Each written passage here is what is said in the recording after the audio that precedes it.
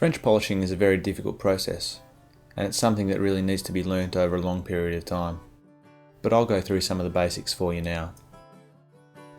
French polishing isn't going to hide sloppy surface preparation, so you need to make sure you've sanded the ukulele to a very fine level. Once you've done this, you need to determine where the saddle is going to be placed, and in this case it's 382mm away from the nut.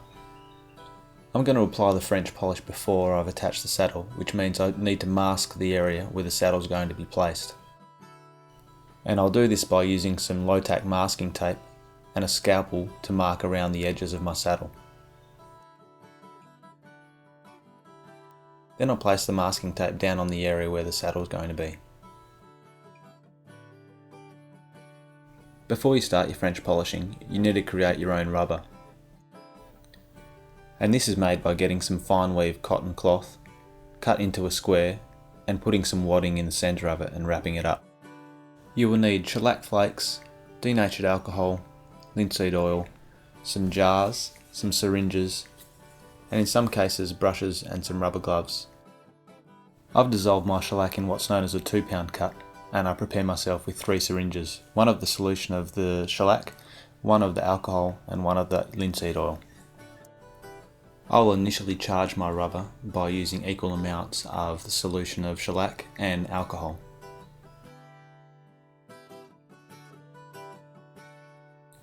I can then begin what's known as a grain filling process.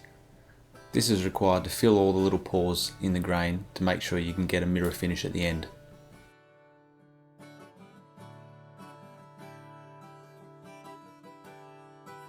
I'll do this over the entire ukulele in nice even strokes to make sure I get even coverage.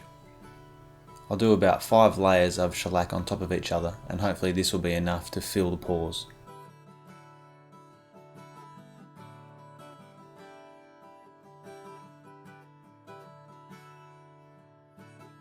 If you want to, you can mask off the fingerboard, make sure you don't get any shellac on there.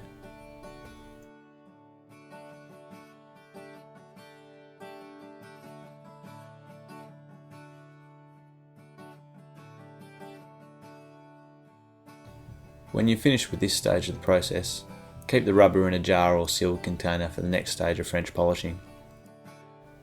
By now you should have a reasonably good sheen over the entire instrument. And what I'll do next is sand with some very fine sandpaper, approximately 600 grit. This will give me a very even surface for the next stage of the French polishing.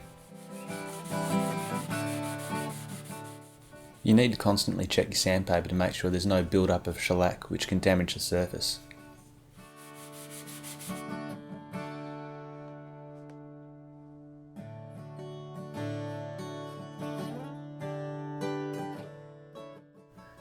Bodying is the process of building up layers of French polish to give a high gloss finish. Initially I'll charge the rubber with equal amounts of shellac solution and alcohol with 1 drop of linseed oil. The French polishing technique can vary between people, but you need to find a way that suits you. Basically you want to apply a number of very thin layers over the entire surface in a very even motion. I pad the shellac on in the direction of the grain from edge to edge in an alternating pattern until the piece has been covered. The stroke should start off the edge of the board, continue across the board and off the opposite side. You need to stop when the finish becomes tacky and the pad begins to stick.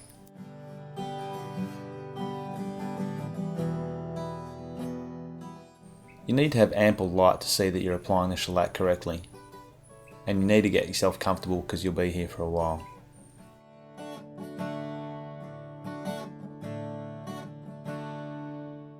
Depending on your technique and the size of the instrument that you're French polishing, you can use small figure eights, large figure eights or straight strokes to achieve the desired result.